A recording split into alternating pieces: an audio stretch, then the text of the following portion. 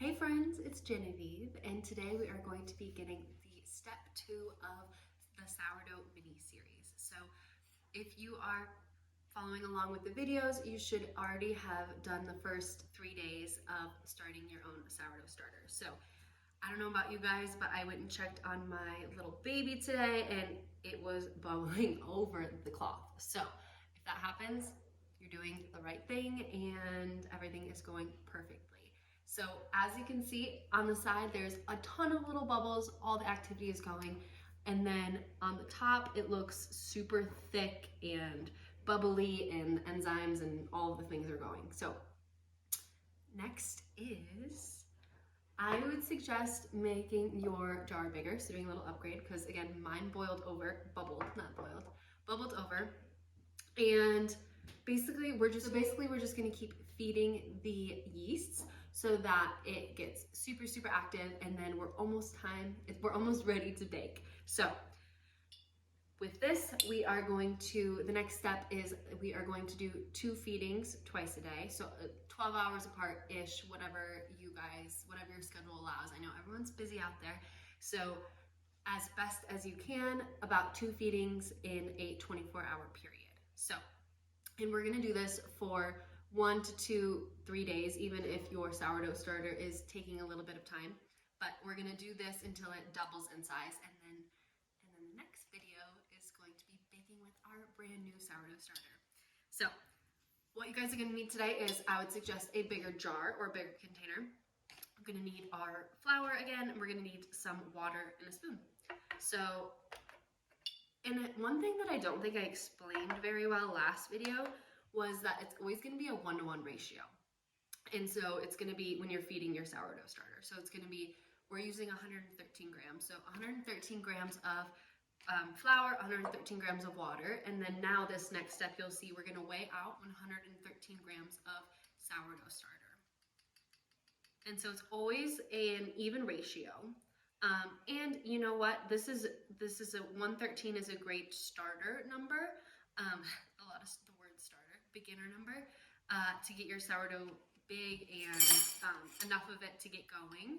But I usually knock it down to about 60, like 60 grams flour, 60 grams water, that sort of thing later on, once you kind of figure out. It also depends what recipe you need, or what recipe you're using, with how much sourdough starter that you're actually going to use incorporated into the recipe. So you'll kind of figure it out, but whenever you are doing the feeding, make sure it's 1-to-1.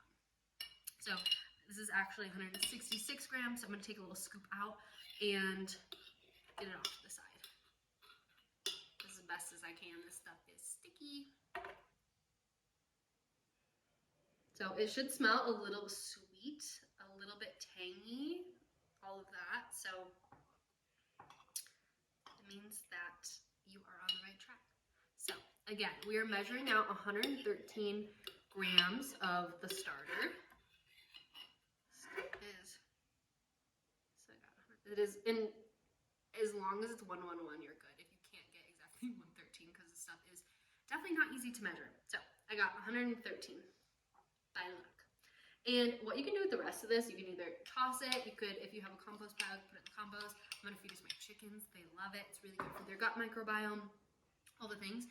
And in the future, when we discard, so this is called the discard, the stuff that we're not using for the active sourdough starter, we could make a million different recipes with this stuff. It is so nutritious, good for your gut microbiome, good, high in minerals and all of the things, but it's not quite ready yet. So it's not quite to, using it for muffins and cookies and breads and all the things that we will do later. So we're gonna toss it to the side, and then we're gonna do 1-to-1-to-1. So I just did 113 grams of sourdough starter. I'm gonna do 113 grams of water. 113.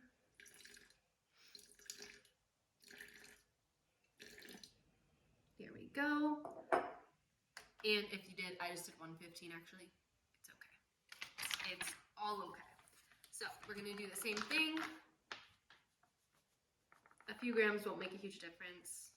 And you'll also learn to kind of understand the consistency and what works best for you with the sourdough starter. Again, as with cooking, I love giving you guys the backbone and, you know, the rest. This is the recipe, but you'll begin to, once you're a bit more comfortable with it, you'll begin to experiment and figure out what works best for you. So 113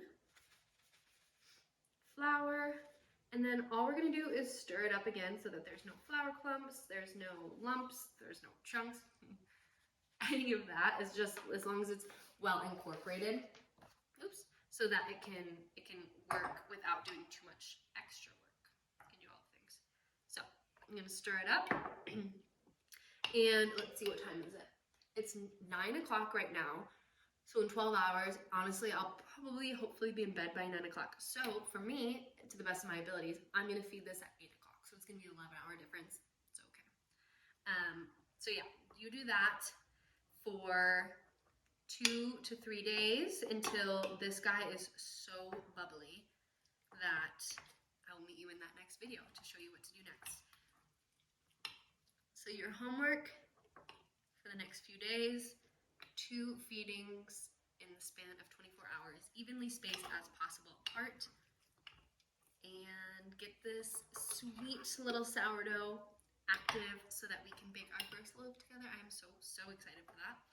And again, I will say, there are a million different ways to make a sourdough starter, to make sourdough bread. There are, just like with any recipe, like think of it as a soup recipe.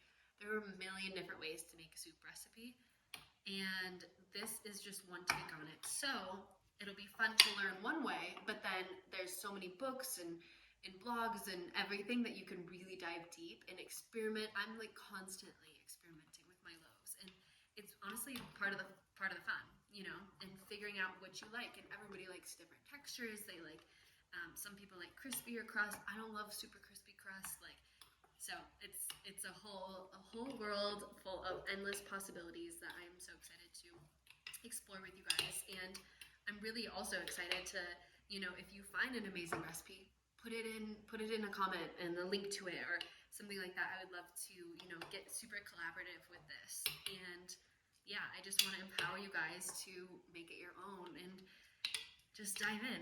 So that is it. There are no lumps, chunks, or anything. It's fully incorporated. And at this point too, you can go ahead and use an actual lid for your jar. So that's it. I'm gonna leave this until 8 p.m. tonight, so 11 hours for me or 12 hours for you. And then we're gonna do the same thing. So we are going to measure out 113 grams of the starter and then mix it, 113 grams flour, 113 grams water again, and then revisit it the next morning. So again, that's gonna be anywhere from 2 to 3 days until it's super active and it's like up here. So it'll be double in size. And then I will see you guys then and go from there. So I hope you guys, sourdough started all over my hands. I hope you guys are having fun so far. And again, I would love to have any pictures or updates or anything that you guys are wanting to share along this journey. So I hope you guys have a beautiful rest of your day, and I will see you soon.